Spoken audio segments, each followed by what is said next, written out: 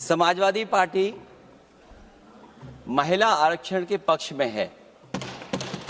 अब भारतीय जनता पार्टी नारी को नारा बनाने की कोशिश कर रही है। जेंडर इक्वलिटी में हम कहां खड़े हैं? हम 146 में 127वीं जगह पर खड़े हैं।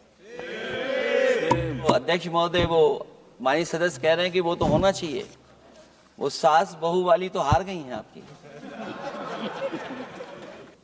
ये संशोधन के नाम पर जो जल्दीबाजी दिखा रहे हैं, दरअसल उसके पीछे भाजपाइयों की मंशा है कि जनगणना न करनी पड़े, क्योंकि अगर जनगणना करनी पड़ेगी तो जातिवार आंकड़े भी देने पड़ेंगे और जातिवार आरक्षण भी।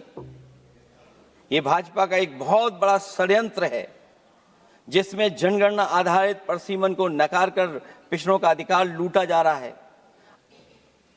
ये लोकतंत्र के खिलाफ खुफिया लोगों की गुप्त योजना है जो अब तक स्वीकार नहीं, जब तक प्रक्रिया के साथ हम लोग स्वीकार कभी नहीं कर सकते जब तक इसका लागू करने का तरीका ठीक ना हो।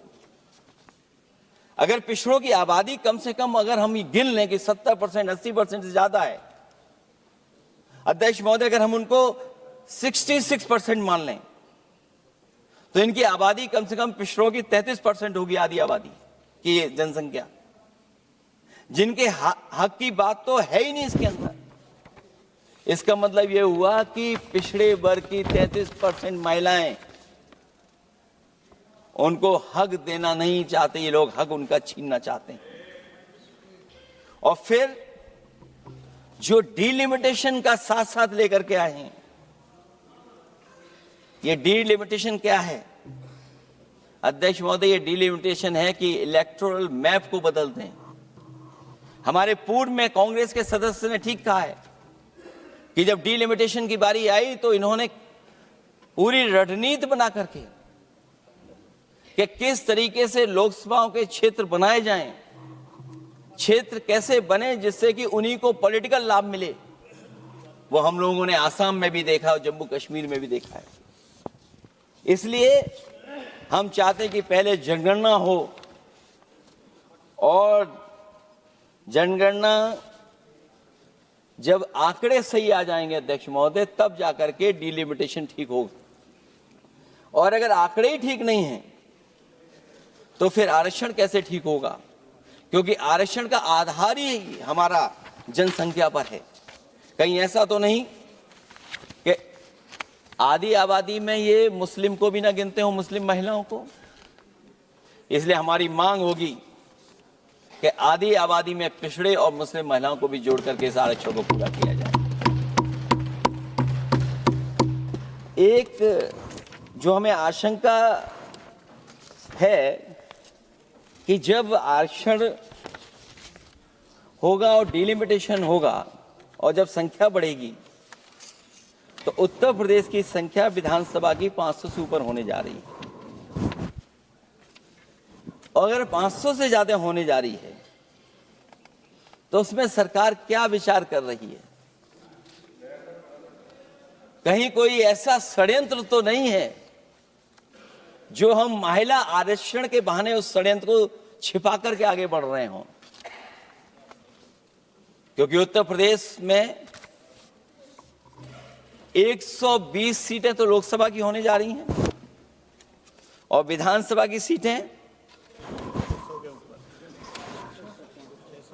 तो अगर 600 हो रही हैं, अगर 600 हो रही हैं तो कहीं ऐसा तो नहीं अध्यक्ष महोदय उसमें भी कोई साजिश षड्यंत्र हो? जो षड्यंत्र हम लोगों को समझ में नहीं आ रहा हो। और अगर षड्यंत्र रहेगा तो जैसे अयोध्या हारे आप, एक बार फिर उत्तर प्रदेश आप हार जाएंगे। और 33% सीटें कौन सी होंगी? आप अगर सीट रिजर्व कर देंगे, कॉन्स्टिट्यूंसी रिजर्व हो जाएगी, तो अध्यक्ष महोदय ये महिलाओं के बीच ही कंपटीशन करा देंगे। अगर कॉन्स्टिट्यूंसी रिजर्व होंगी तो अध्यक्ष महोदय महिलाओं के बीच ही कंपटीशन हो जाएगा। क्योंकि वो अध्यक्ष महोदय, वो माननीय सदस्य कह रहे हैं कि वो तो होना चाहिए। वो सास बहू वाली तो हार गई हैं आपकी।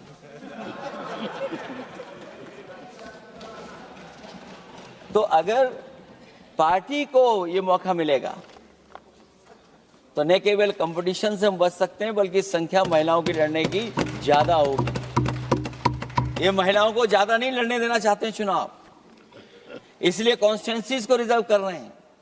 अध्यक्ष महोदय, हमारा पक्ष है, हमारी मांग है कि ये जो लागू हो आरक्षण, वो पार्टी को मौका मिले, पार्टी लड़ाए उनको, पार्टी संख्या तय करे। इसके साथ साथ जो रोटेशन वाला है इशू, स्वाभाविक है कि जब हम एक क्षेत्र से लड़ते हैं अध्यक्ष महोदय, तो एक भावनात्मक अटैचमेंट बनता है वोटरों के बीच में। और अगर ये रोटेशन का मामला होगा तो अध्यक्ष महोदय कोई भी अपने क्षेत्र में बहुत ज्यादा भावनात्मक लगाव नहीं रखेगा क्षेत्र की जनता से। तो अगला क्षेत्र की सोचने लगेगा कि अगला क्षेत्र हमारा क्या होगा।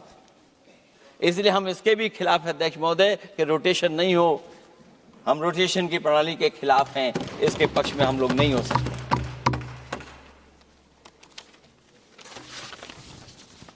इसलिए अध्यक्ष महोदय, हमारी मांग होगी कि पहले सेंसस कराए, जनगणना कराई जाए। और अगर ये जनगणना नहीं कर रहे हैं तो इसका मतलब धोखा दे रहे हैं, क्योंकि पुराने बिल में जो हम लोगों ने बात देखी और रखी थी उस समय वो यही था कि जनगणना करा करके महिला आरक्षण बिल आएगा। लेकिन ये लोग 2011 का लेकर के आ रहे हैं। इसका मतलब इनकी पूरी तैयारी है कि कौन सा लोकसभा क्षेत्र कैसा होगा। इनके गुप्त लोगों ने वो कहीं ना कहीं नक्शा बना करके रखा होगा, जिसको आरक्षण पास होते ही, बिल पास होते ही लागू करने की कोशिश करेंगे। और जो और सुधार होने चाहिए महिलाओं के, जो सुधार होने चाहिए, उन सुधारों पे इसमें बिल में कोई विशेष योजना या विशेष बात नहीं हो रही है। बिना उनके लिए लाभ पहुंचाए, सशक्तिकरण किए, शायद हम पूरा उनको हक नहीं दे पाएंगे। मैं अध्यक्ष महोदय आपसे यही निवेदन और अपील करूंगा कि पिछड़ों को, माइनॉरिटी को, खासकर मुस्लिम महिलाओं को आरक्षण दिया जाए। जो सेंसस से ये दूर भाग रहे हैं, वो इसीलिए भाग रहे हैं क्योंकि जाति जनगणना की मांग उठेगी, और अगर जाति जनगणना की बात उठेगी तो आरक्षण की बात और उठेगी। हमें उम्मीद है कि हम लोगों की बात मान करके सरकार उस पर विचार जरूर करेगी। जब हम आरक्षण देना चाहते हैं तो बिना पिछड़ा, बिना मुसलमानों के शायद हमारा जो लक्ष्य है महिला आरक्षण का, वो पूरा नहीं होगा। इन्हीं शब्दों के साथ आप सबका बहुत बहुत धन्यवाद।